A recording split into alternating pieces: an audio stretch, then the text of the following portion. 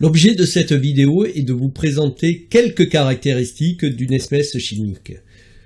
Lorsque le chimiste a synthétisé ou a récupéré des substances, il va être souvent confronté à cette situation et se retrouver en présence d'un solide qui est la plupart du temps un solide blanc ou d'un liquide incolore.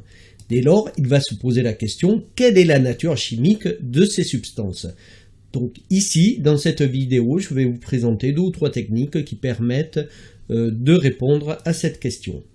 La première d'entre elles, c'est la mesure du point de fusion. La mesure du point de fusion peut être faite avec un tel appareil qui s'appelle un banc aux fleurs. C'est un banc chauffant. Sur sa partie de droite, la température est minimale et ici, à gauche, c'est la partie la plus chaude. Alors comment on s'en sert ? On va le voir à travers cette vidéo.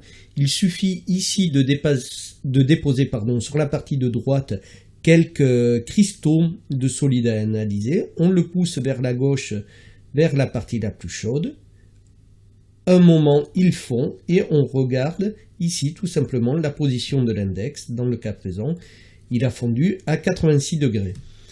À partir de là, il suffit de comparer cette température de fusion ou point de fusion par rapport à celle d'autres substances, et dans le cas présent, on voit que la température de fusion est nettement inférieure à toutes ces températures de fusion, donc le solide que l'on a déposé ne risque pas d'être ni de l'aspirine, ni de la caféine, ni paracétamol ou glucose. La deuxième technique que nous allons voir est la mesure de la masse volumique qui peut être calculée à l'aide de la formule suivante. Rho est égal à m sur v. Donc Rho désigne une lettre grecque par laquelle souvent on désigne la masse volumique. Alors, même si cette formule ressemble à celle de la concentration massique, il ne faut pas la confondre. En effet, dans le cas de la concentration massique, M désigne la masse du soluté et V le volume de la solution, alors qu'ici, M c'est la masse du corps et V c'est le volume total du corps. Alors, si jamais le corps à étudier est un liquide, on peut procéder de cette façon. On va peser un récipient de précision, c'est-à-dire une fiole jaugée vide, on la remplit du liquide et on la pèse à nouveau. La différence des masses va nous donner la masse du liquide et nous pouvons appliquer la formule ρ est égal à m sur v. Donc la masse c'est 39,4, le volume c'est 50, car la fiole jaugée avait un volume de 50 ml. Donc ce qui donne un résultat de 0,788 g par millilitre, qui est l'unité ici de la masse volumique. Mais celle-ci peut avoir d'autres unités. En effet, si on divise des grammes par des litres, on aura des grammes par litre. Si on divise des kilogrammes par des mètres cubes, ρ sera donné en kilogrammes par mètre cube, etc. Donc on va comparer la valeur obtenue à celle de différents liquides, et on s'aperçoit qu'il existe 2 liquides, à savoir l'éthanol et le cyclohexane, qui ont des masses volumiques relativement proches de celles que l'on a calculées. Alors, dans le cas présent, eh bien, on ne peut pas dire si le liquide va être de l'éthanol ou du cyclohexane. Par contre, on voit que cette masse volumique ainsi mesurée va s'écarter de celle de l'eau, de l'éther ou du dichlorométhane. Donc ces 3 substances seront écartées. Souvent, plutôt que d'utiliser la notion de masse volumique, vous trouverez celle de densité. Pour calculer la densité d'un corps à partir de sa masse volumique ρ, il suffit de diviser sa masse volumique ρ par la masse volumique d'un corps qui sert de référence, qui n'est rien d'autre que l'eau.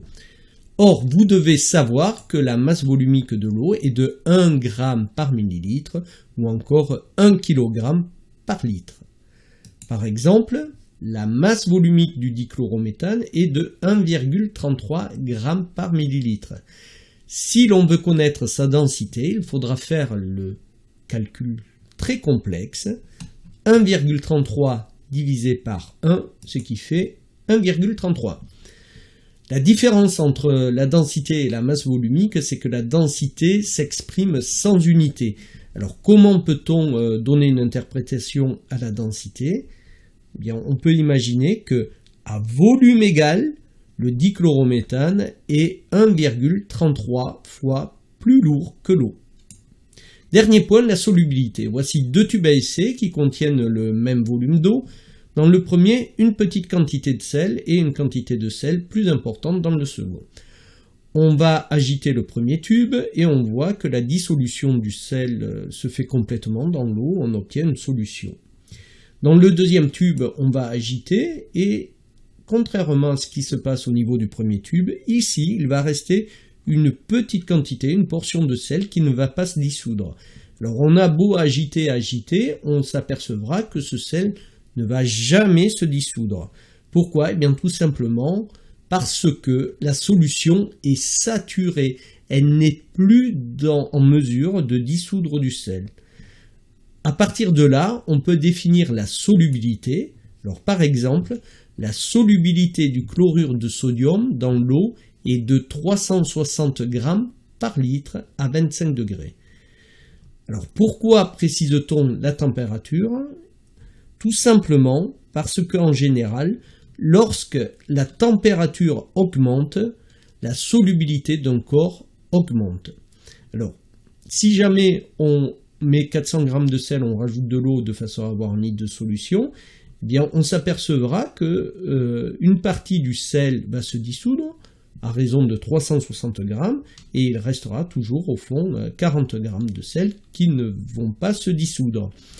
Il faut savoir que la solubilité elle va dépendre de la nature du soluté. Par exemple, l'aspirine, lui, n'est soluble qu'à raison de 3,3 grammes dans l'eau, à la même température de 25 degrés.